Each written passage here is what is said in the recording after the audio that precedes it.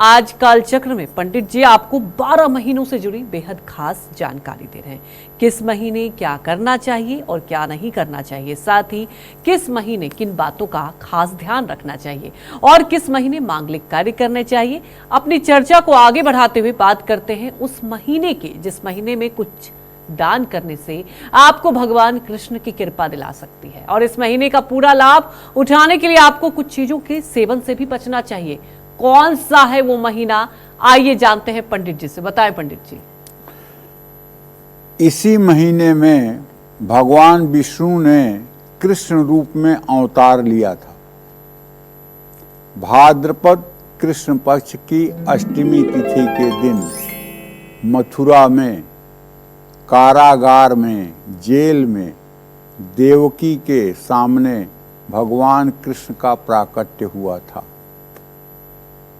भगवान कभी जन्म नहीं लेते, लेकिन वो द्रौपदी देवकी के पुत्र माने जाते हैं। वो विराट रूप में ही प्रकट होते हैं और बाद में माता की प्रार्थना पर वो शिशु रूप धारण करते हैं बाल लीला करने के लिए। तो कृष्ण जन्माष्टमी पर भगवान श्री कृष्ण का प्राकट्य हुआ था। और किस उद्देश्य से हुआ था भाई? यदा यदा ही धर्मस्य ग्लानिर्भवति भारत अभ्युत्थानम धर्मस्य तदात्मनम सृजाम्यहम्। जब जब अधर्म बढ़ता है, धर्म का हानि होने लगती है, तब तब धर्म की रक्षा करने के लिए मैं मनुष्य रूप धारण करके अवतरित होता हूं। तो भगवान ये चैलेंज कर रहे हैं कि अधर्म का नाम मिटाने के लिए, धर्म की स्थापना करने के लिए ही मेरे आने का प्रयोजन है। तो भादों के महीने में एक और बड़ी घटना होती है जिसे बहुत से लोग नहीं जानते होंगे, वो भी मैं बताना चाहूँगा। भादों महीने की जब शुरुआत होती है तो कृष्ण पक्ष की द्वितीया तिथि को नंद बाबा के यहाँ यशोदा के गर्भ से एक कन्या पैदा होती है। वो कन्या कौन है? योग माया है। किसकी योग माया है? भगवान कृष्ण की योग माया है। और भविष्यवाणी होती है। वसुदेव को भी ये भगवान कृष्ण बताते हैं कि मुझे ले चल करके नंद बाबा के यहाँ यशोदा के पास रख दीजिए और वहां जो कन्या है उसे आप ले करके मथुरा चले आइए। 6 दिन बड़ी हैं योग माया भगवान कृष्ण से, जगत के पालनहार से 6 दिन बड़ी हैं योग माया। जब वो आ जाती हैं और दूसरे दिन कंस आता है, कहता है कि कौन सा बच्चा पैदा हुआ, तो वसुदेव और देवकी कहते हैं यही कन्या पैदा हुई है। अरे कन्या कैसे पैदा हो गई? बेटा होने वाला था। अच्छा, हो सकता है मेरे डर से कन्या हो गई हो, ले आओ मुझे इसे ही दो, मैं इसे ही मारूंगा।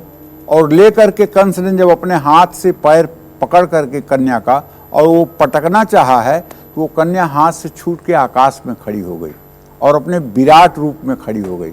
उसने कहा तू क्या मारेगा मुझे अधम, तुझे मारने वाला देवकी का लाल गोकुल में पैदा हो चुका है, अब तेरे अंत के समय नजदीक है। नंद गोप गृहे जाता यशोदा गर्भ संभवा ततस्तौ नाशयिष्यामि विंध्याचल निवासिनीम।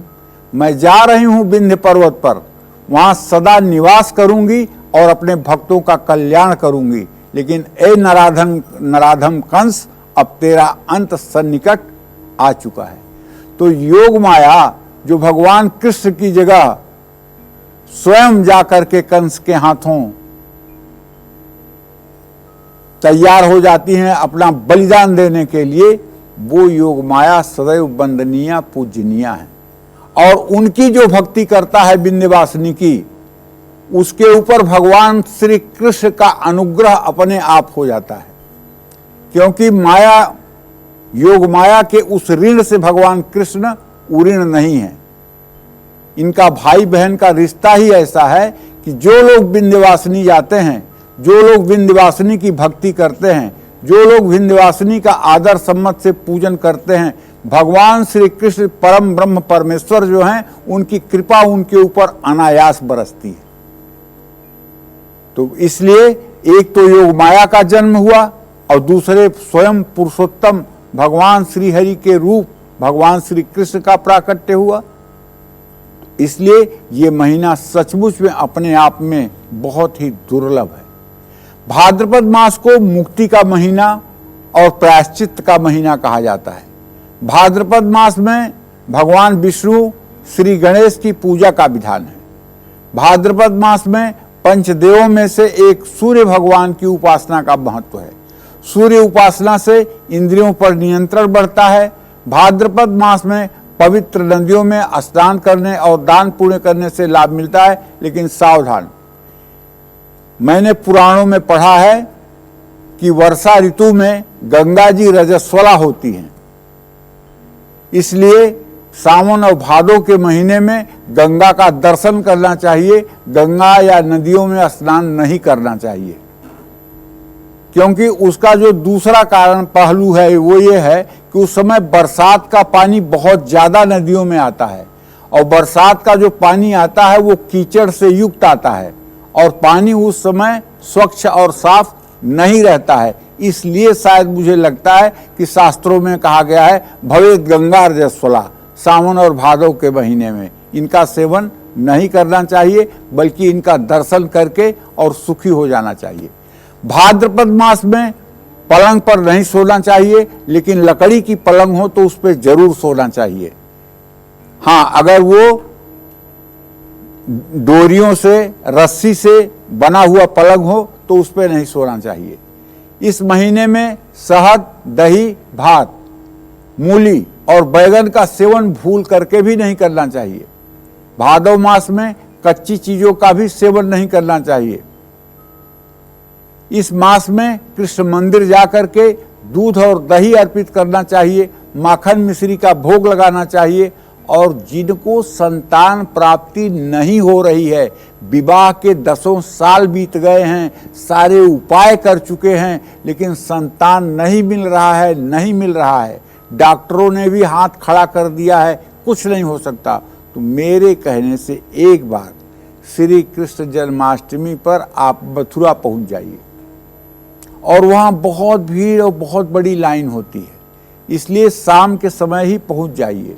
अपने साथ थोड़ा सा माखन मिश्री लेके जाइए और एक 8 अंगुल की चांदी की बांसुरी लेकर जाइए, और एक माला फूल लेके जाइए। पति पत्नी दोनों जाइए, और जा करके जब 12 बजे भगवान का जन्म हो तो उसी समय उनके मंदिर में माखन मिश्री और चांदी की बांसुरी अर्पित करके संतान प्राप्ति के लिए याचना करिए।